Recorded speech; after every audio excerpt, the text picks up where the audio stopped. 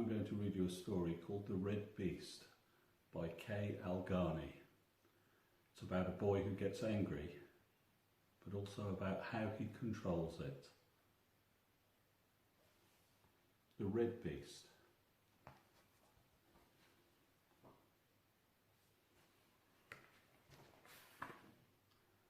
Now, deep inside everyone, a red beast lies sleeping. When it's asleep, the red beast is quite small. However, when it wakes up, it begins to grow and grow. And strangely, as it grows, its ears begin to shrink, its eyes get smaller and smaller, and yet its mouth grows bigger and bigger. When fully awake, the red beast has tiny ears. It can't listen. It has tiny eyes. It can't see very well. It has a huge mouth. It always shouts. The red beast screams and calls out hurtful things like, "I hate you, go away, leave me alone." The red beast does hurtful things like biting, kicking, throwing, spitting and swearing. In some people, the red beast is very hard to wake up. It is in a deep, deep sleep. In other people, it can wake up quickly and easily. It is only in a light sleep. This is the story of a red beast that was awakened. One bright morning, a boy called Rufus was in the school playground waiting for the bell to ring. Rufus did not really like the school playground as it was always so noisy. Suddenly someone kicked a ball and it hit Rufus in the stomach. Rufus was not badly hurt, but he did feel very cross, and he looked around angrily to see who had kicked the ball. The red beast in Rufus had woken up. It started to grow and grow. One of the teachers noticed the change in Rufus and came over towards him. "Are you all right, Rufus?" asked the teacher kindly. But the red beast had tiny ears. It couldn't listen. John, the boy who had kicked the ball, ran over to Rufus. "I'm really sorry, Rufus," he said anxiously.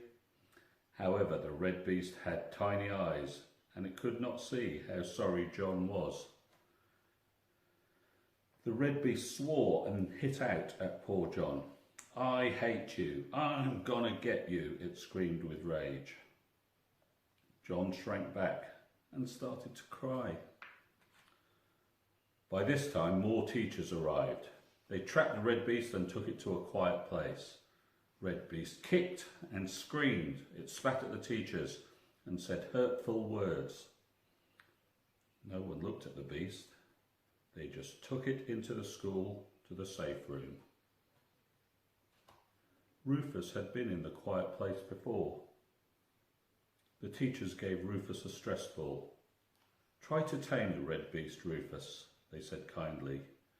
"You know what to do." Rufus took a deep breath and squeezed the stress ball. Then he started to count very slowly. 1, 2, 3, 4, 5, he said through gritted teeth. The red beast began to shrink. 6, 7, 8, 9, 10. Red beast felt sleepy. Its ears and eyes grew bigger and its mouth grew smaller. 11, 12, 13, 14, 15, chanted Rufus. The red beast grew smaller and smaller and sleepier and sleepier. 16, 17, 18, 19, 20, counted Rufus slowly as he squeezed the stress ball. The red beast began to snore. One of the teachers looked in on Rufus and gave him a glass of iced water. Rufus gulped it down thirstily. Now, Rufus, what's it to be? A foot massage and soothing music for 10 minutes? Or a quick burst on the bubble wrap? Inquired the teacher with a wink. Oh, bubble wrap, I think, said Rufus sheepishly. Rufus took a sheet of coloured bubble wrap from the red beast box and started popping the bubbles with relish. After a few minutes, he felt much better and was ready to go back to the classroom. Well done, Rufus, beamed Mrs. Smith, his teacher. You've tamed the red beast. Put 10 beans in the class jar. Rufus knew that when the jar was full of beans, the whole class would get a special treat. Rufus felt tired, but very proud. He noticed John looking at him from the seat near the door. Rufus winked at John, and John winked back. He walked over to his table. I'm really sorry I hit you, John, said Rufus. Oh, that's okay. It wasn't you. It was the red beast. It's brilliant that you managed to tame him so quickly, said John happily.